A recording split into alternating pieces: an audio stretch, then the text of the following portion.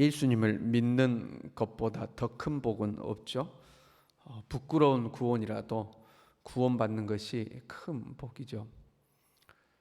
1등으로 서울대학교를 들어가든 꼴등으로 서울대학교를 들어가든 서울대만 들어가면 영광스러운 거 아니겠습니까? 부끄러운 구원을 받았던 아니면 아름다운 구원을 받았던 구원받은 것은 누가 뭐라고 해도 가장 큰 복이죠. 하나님 앞에 구원받은 것도 영광스럽고 복스러운 것인데 구원받고 난 이후에 주님께 쓰임받는 것, 그것은 더더군다나 영광스러운 일이겠죠. 단순히 구원만 받고 끝나는 사람이 있는가 하면 구원받고 하나님 앞에 쓰임받는 사람이 있는 거죠. 하나님 앞에 쓰임받는 우리가 될 수 있길 바랍니다. 하나님 앞에 쓰임받아야 상급도 있는 거죠. 작은 소자 하나에게 물이라도 대접하면 그 상을 잃지 않을 거라고 하셨는데 주님 앞에 구원받아 하나님 백성 되고 하나님께 쓰임받는 것이 영광스러운 일이죠. 그럼에도 불구하고 쓰임받지 말아야 할 일이 있습니다. 주님 앞에 쓰임받는 것은 영광스러우나 가급적이면 쓰임받지 않아야 될 일이 있죠. 가령 가룟 유다는요, 예수님을 파는 것은 이미 애언되어 있는 일이었고요, 누군가는 해야 되는 일이었습니다. 그러나 가룟 유다에 대해서는 나지 않았으면 좋았을 뻔했다 하고 기록하고 있습니다. 본문의 아수르도 마찬가지예요. 아수르는 하나님 앞에 쓰임받는 도구이지만 다른 사람을 탈취하고 노략하고 짓밟는 일에 쓰임을 받고 있습니다. 하나님께서 이 세상을 심판하실 때에 하나는 자연재해와 같은 자연을 통해서 우리를 심판하시는 경우가 있고 또 하나는 사람의 손길을 통해서 심판하시는 경우가 있죠. 지금 아수르는 심판하는 사람으로서 쓰임을 받고 있는 거예요. 간혹 보면요, 다른 사람을 심판하는 것을 두려워하지 않는 사람들이 있습니다. 다른 사람을 정죄하고 다른 사람을 심판하는데 앞장서는 사람들이 있죠. 표면적인 이유는 정의를 세운다 이렇게 하는 거지만 그 정의를 세운다는 명목 아래 다른 사람을 정죄하고 심판하는 것, 사실은 그것 자체가 다른 사람을 정죄하는 일이기 때문에 옳지 않는 경우들이 있습니다.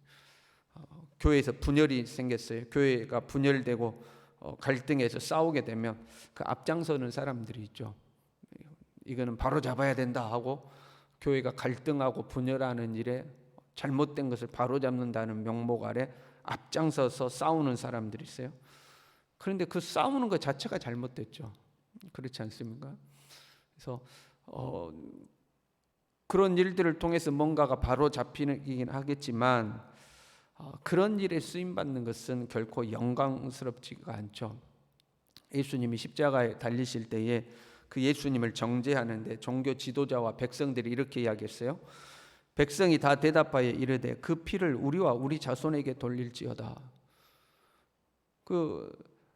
빌라도가 나는 이 사람 죄 없는 것 같다 그러니까 나는 이 사람의 죄에 대해서 나는 아무 상관이 없다고 손을 씻었죠.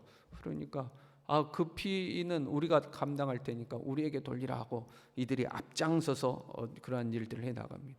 그러다 결국 큰 심판과 고난 아래 놓이게 되죠. 이스라엘이 멸망하고 예루살렘이 멸망할 때 큰 고난에 마치 그 피가 자기들 머리로 돌아오는 것처럼 되는 거죠. 여러분, 쓰임 받을 때 선한 일에 쓰임 받아야지 다투고 갈등하고 남을 정죄하고 남을 짓밟고 이런데 앞장서면 결코 영광스럽지가 않습니다. 우리가 그런 거 있잖아요. 그런 표현이 있잖아요. 총대를 맨다 그런 표현 있잖아요. 내가 그 일에는 총대를 메고 내가 하겠다 하잖아요. 끝이 결국 안 좋습니다. 이 양에 쓰임 받을 거 선한 일에 쓰임을 받아야 되죠. 이 아수르는 하나님이 사용하는 도구였어요. 이렇게 되죠. 그는 내 진노의 막대기요 그 손의 몽둥이는 내 분노라. 하나님께서 이 아수르를 선한 하나님의 도구로 쓰고 있는 거예요.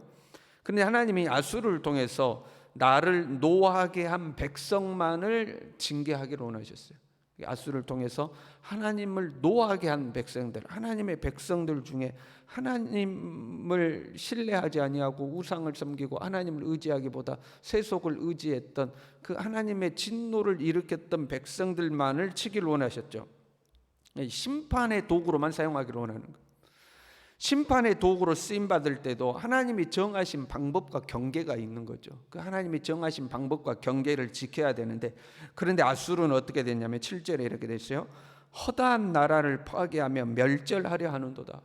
그러니까 하나님은 딱 하나님이 정해 놓으신 그 심판의 대상만을 징계하기를 원하셨는데, 아수르는 허다한 나라를 그냥 다 멸절시키기를 원했어요. 사람에게 어떤 권력이 주어지면 권력에 취해가지고 그 권력을 막 남용하게 되죠. 그 권력을 정말로 올바르고 이 정확하게 사용하는 것이 아니라 그 권력에 취해가지고 막 권력을 사용하게.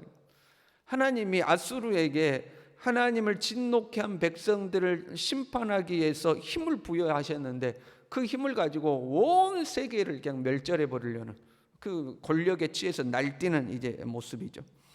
그리고 더 나아가서 그 권력이 자신의 것이라고 생각하는 거예요. 내가 힘이 있어서 이렇게 한다, 이제 이렇게 생각하는 거죠. 8절에요. 내 고관들이 다 왕들이 아니냐. 자기 신하들은 다 왕과 같은 자들이라는 거예요. 다른 내 신하 정도 되면 다른 나라의 왕급이다, 이제 이런 이야기거든요. 근데 보세요. 자기의 신하들이 왕들이면 자기는 뭐가 되죠? 왕 중에 왕이 되는 거죠. 만왕의 왕이죠. 만왕의 왕은 하나님 아닙니까? 자기를 하나님처럼 높인 거예요. 나는 왕, 내 신하들이 왕이고 나는 그 중에 왕이다 하고 자기 자신이 하나님처럼 높아지는 거죠. 9절에는요. 갈로는 갈그미사, 하맛은 아르밧, 사마리아는 다메섹 같이 아니하냐. 무슨 말이냐면 아수르가 정복한 땅들입니다. 봐라, 내가 정복한 땅들이 저렇게 많지 않느냐. 저기도 내가 정복한 땅, 저기도 내가 정복한 땅, 저기도 다 내가 정복한 땅이다. 그런 표현이. 10절에요. 내 손이 이미 우상을 섬기는 나라들에 미쳤나니 내가 사마리아와 그 우상들에게 행한 같이 예루살렘과 그의 우상들에게 행하지 못하겠느냐. 이 큰 나라도 내가 정복했는데, 저 큰 나라도 정복했는데, 야, 저 예루살렘쯤이야 내가 금방 정복해 버린다, 이제 이런 표현입니다. 그럼 내가 이 정도 일도 했는데 이 정도 못하겠냐? 내가 저 사람도 짓밟았는데 저 사람쯤이야 내가 어떻게 못하겠느냐? 이제 그런 우쭐한 마음이 있는 거죠. 13절에는요. 나는 내 손의 힘과 내 지혜로 이 일을 행하였으나, 자기의 손의 힘과 지혜로 일을 하고 있다. 내 힘으로 하고 있다는 거.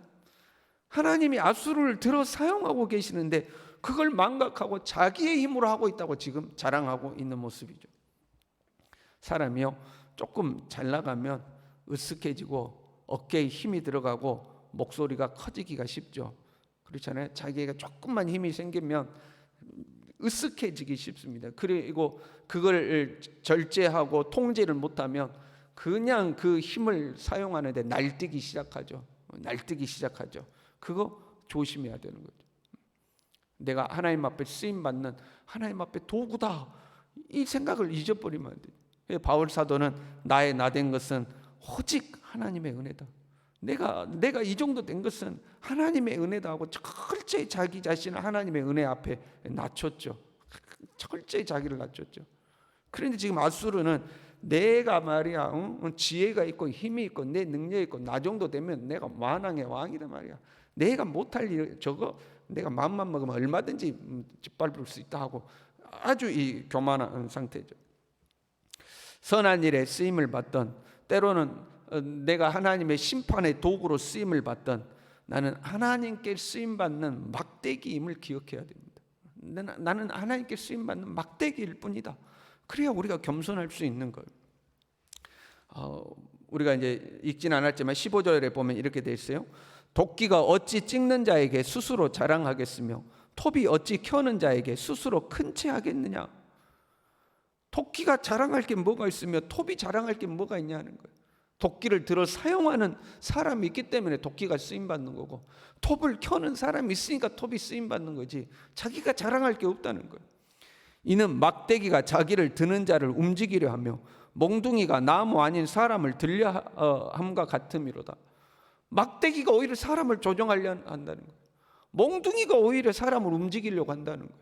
자기는 지금 쓰임받고 있는 도구일 뿐인데 막대기 지가 오히려 사람을 어떻게 해보려고 한다는 거죠. 여러분, 우리가 만약에 막대기를 들어서 일을 하는데 이 막대기가 자꾸 나를 어떻게 하려고 그래요. 그럼 어떻게 하겠어요? 이 막대기 분질려서 버려버리지 않겠습니까? 그러지 않겠습니까?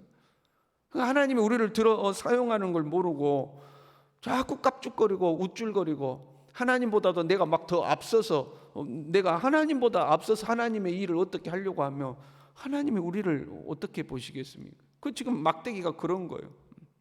우리가 조심해야 되죠. 우리가 뭔가가 잘 풀리고 잘 되고 그것이 교회의 일이든 아니면 세상에서 내가 하는 일이든 그 소위 표현하는 내가 조금 잘 나가게 되면 기분에 취해서 우리도 모르게 우쭐거릴 때가 있거든요. 그 기분에 취해서 우쭐거리고 뭔가 내가 되는 것 같고 이런 마음이 들 때가 있거든요. 그때 조심해야 되는 거죠. 그때 흥분하면 실수하기가 쉬운 거죠. 그래서 날마다 주님 앞에 나와서 하나님, 나는 도구일 뿐입니다. 주님이 나를 들어 사용하시니까 내가 쓰임 받는 거지, 주님이 나를 팽개쳐 버리면 아무 생명 없고 움직이지 못하는 저 막대기 부지깽이와 같은 자입니다 하고 항상 우리 자신을 낮출 수 있어야 되죠. 아수르는 쓰임을 받았으나 구원의 반열에는 들지도 못하고 결국 심판을 받게 되죠. 하나님께 쓰임 받는 걸 알고 겸손해야 되는데 우쭐거리고 날뛰다가 오히려 버림받는 거예요. 16절에요. 살찐 자를 파리하게 하시며 그의 영화 아래 불이 붙는 것 같이 맹렬히 타게 하실 것이라.